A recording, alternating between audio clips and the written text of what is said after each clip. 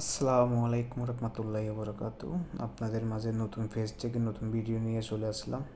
আসলে অনেক দিন ধরে আমার ফেসবুক থেকে আমি কোনো ভিডিও আপলোড কিনি, কোনো কিছু পোস্ট টোস্ট করিনি। কেন বাংলাদেশের যে অবস্থা, এগুলো দেখার পর থেকে আমাদের প্রবাসীদের কারোর মন ভালো নেই। আমাদের মতন হাজার তরুণী সবাই যেভাবে ওপেন করে মারতেছে, সবাইকে নির্যাতন করতেছে, আমরা প্রবাসীরা এগুলো দেখে কারোর মন ভালো নেই। তো মন ভালো না থাকলেও কিছু করার নেই, আমরা প্রবাসী। আমাদের কাজ হলো এখানে প্রবাসী বিভিন্ন কাজ করা, যে যার কাজ এটা কাজ করে সন্ধ্যার সময় মা বাবার সাথে কথা বলা। ওই মা বাবার সাথে কথা বলা হয়তো আমাদের সাথে বন্ধ করে দিয়েছে সরকারে, তার জন্য অনেকদিন ধরে কথাই বলতে পারতেছি না। তো বর্তমানে আজকে দুদিন ধরে বাংলাদেশে ওয়াইফাই চালু আছে, কিন্তু ডাটা বন্ধ।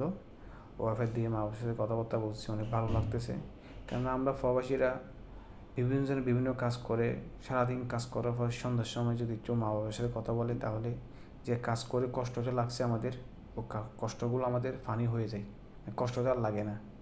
সুখ চলে আসে মা বাবার সাথে কথাবার্তা বললে, শান্তি চলে আসে। আজকে আমরা প্রবাসীরা অনেক দিন ধরে কথাবার্তা বলতে পারতেছি না, যে কষ্টটা আমাদের মধ্যে লাগতেছে। এখন 2 দিন ধরে কথাবার্তা বলার পরে কষ্টটা আর লাগতেছে না। তার জন্য বন্ধুদেরকে নিয়ে সমুদ্র পাড়ে চলে গেছি একটু ঘোরার জন্য, আনন্দ করার জন্য। বাংলাদেশ এম্বাসির পাশে আমাদের সমুদ্র, সকাল সকাল চলে গেছি ফুটবল খেলা করার জন্য।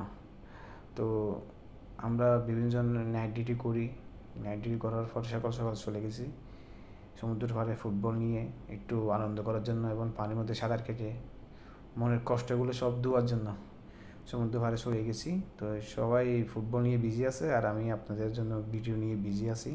আমার নতুন ফেস থেকে নতুন ভিডিও আপলোড করার জন্য আমি ভিডিও নিয়ে করতেছি, আপনারা দেখেন। তো সবাই একটাই কথা বলবো, সবাই আমাদের প্রবাসীর জন্য দোয়া করবেন, আর আমরাও দেশে যারা আছে তার জন্য দোয়া করব। সবাই আমাদের জন্য দোয়া করবেন, আমরা সুস্থ থাকার জন্য, ভালো থাকার জন্য। আর দেশের জন্য সবাই দোয়া করবেন, দেশটা এখানে ভালো হওয়ার জন্য। দেশের মধ্যে যে পরিস্থিতি এখন, এগুলো দেখলে আমাদের প্রবাসীদের অনেক কষ্ট লাগে। ওকে, সবাই ভালো থাকবেন, সুস্থ থাকবেন, আর আমাদের জন্য যেহেতু প্রবাসীদের সবার জন্য দোয়া করবেন। ওকে, আল্লাহ হাফেজ। আসসালামু আলাইকুম ওয়া রাহমাতুল্লাহি ওয়া বারাকাতুহু।